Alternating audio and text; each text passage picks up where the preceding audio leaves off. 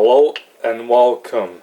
This is a video called how to make cod fish sandwiches. First thing you gotta do is you pour on the hot sauce for the slices of bread, and you add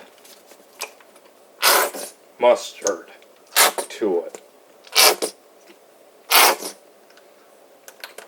Then after that,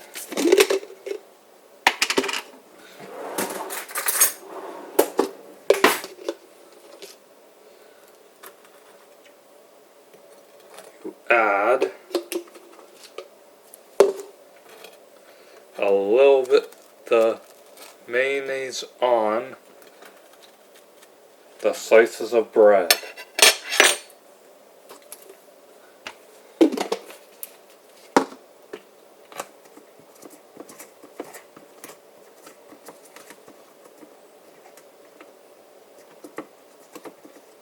Then after that, you put the cod on the bread, put the other one on there for bread, put the codfish on the bread, and put the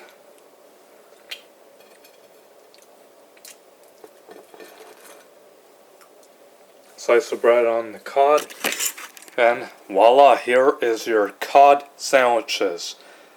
Enjoy, folks, and have a good one. Thank you.